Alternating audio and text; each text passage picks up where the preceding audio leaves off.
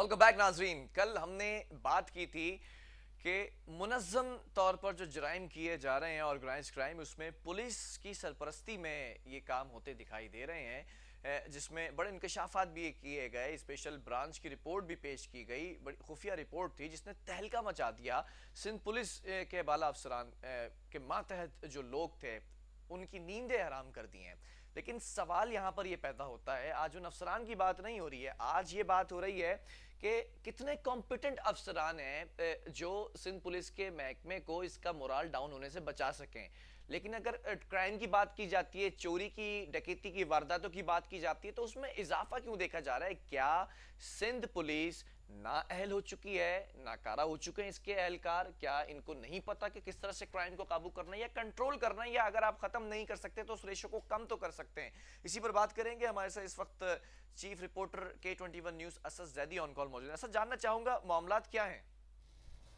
دیکھیے بلال، سب سے پہلی بات بسم اللہ الرحمن الرحیم، جو آپ نے کہی کہ کیوں کرائم اتنے روز بروز بڑھتے چلے جا رہے ہیں.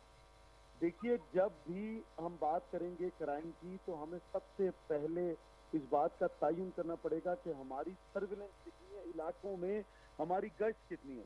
اول تو اس وقت گشت کا عالم یہ ہے کہ جو ہماری یہ موبائلز ہیں اور یہ موٹر سائیکل اسکواڈ ہے، یہ کہیں پہ بھی ہم دیکھیں گے تو یہ ہمیں گھنٹوں گھنٹوں ایک ہی جگہ پر سست روی سے چلتا دکھائی دیتا ہے.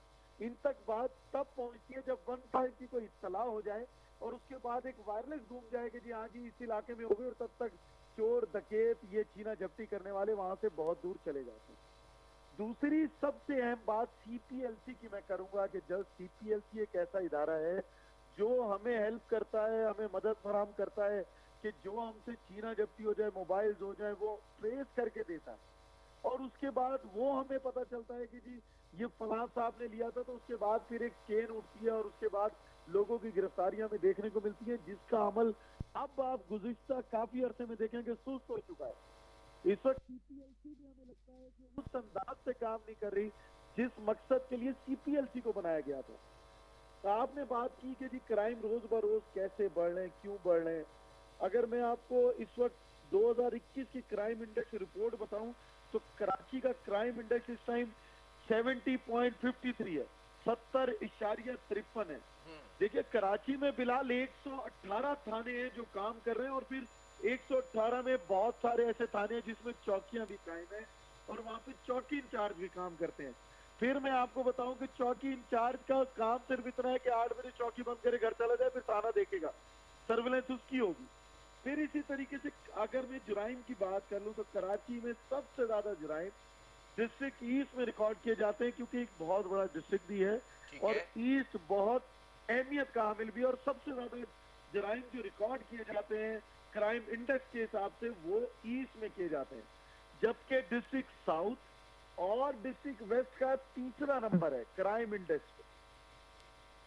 پھر آپ نے بات کی اسٹریٹ کرائم. دیکھیے اسٹریٹ کرائم میں کراچی میں اوسطن، میں آپ کو صرف اوسطن بتا رہا ہوں کہ 3 کروڑ روپے مالیت کے صرف موبائل فونز ہیں جو ہر مہینے شہریوں سے چھینے جاتے ہیں.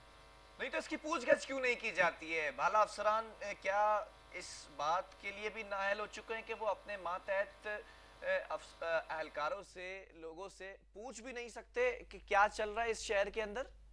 چلیے اس کا پھر ایک سمپل سا جواب یہ ہے بلال کہ جب افسران اپنی رسا کشی میں لگے رہیں گے، آپس میں رسا کشی کرتے رہیں گے، تو ان کو کیسے پتا چلے گا کہ نچلی سطح پر ہو کیا رہا ہے.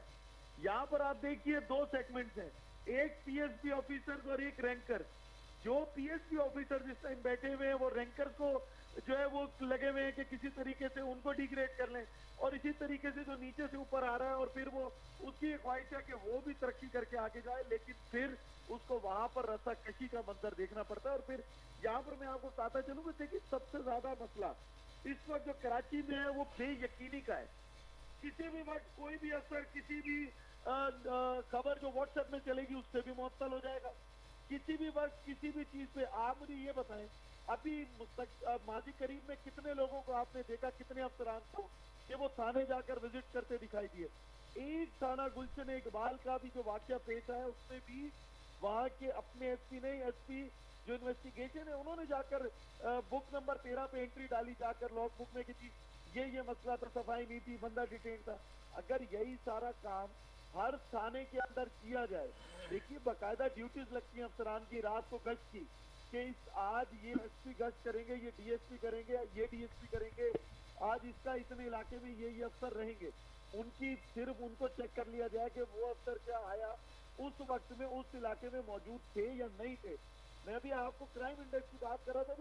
دیکھیے آپ کو جان کر ایک اور بہت بڑا حیرت کا جھٹکا لگے گا کہ کرائم انڈیکس کے مطابق کراچی پولیس میں 80.16%, کراچی پولیس میں 80.16% رشوت لینے کا رجحان ہے.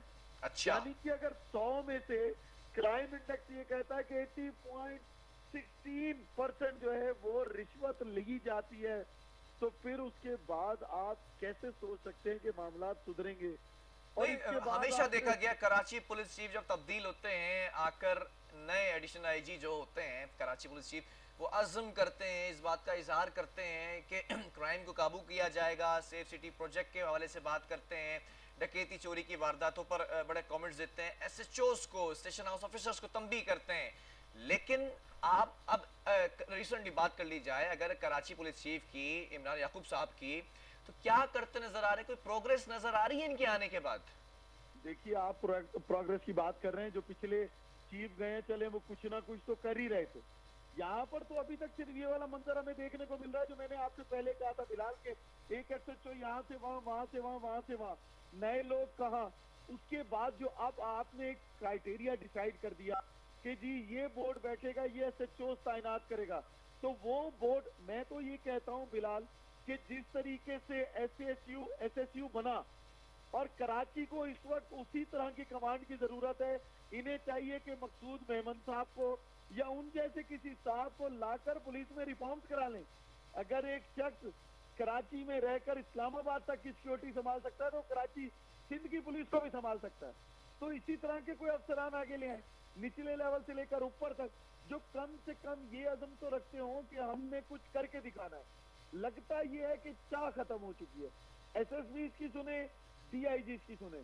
ڈی آئی جیز کیا کہتے ہیں افسران کو, وہ اختیار رکھتے ہیں اڑانے کا, پھر ایس ایس بیز, دونوں کے درمیان یہ جو میں پھر کہہ رہا ہوں رسہ کشی ہے, اس کو ختم کرنا پڑے گا. کراچی پولیس چیف کو بیٹھ کے یا تو ان مسائل کا حل ڈھونڈنا پڑے گا, یا پھر ان کو ایس ایس یو جیسی ریفارمز کرنی پڑیں گی, تاکہ ہماری پولیس بھی اس طریقے سے کام کر سکے جس طرح باقی جو آپ صوبے ہیں ان کی پولیس کام کرتی ہے. ٹھیک ہے. لیکن یہاں پر پھر میں آپ کو کہہ رہا ہوں کمانڈ کا ایشو ہے.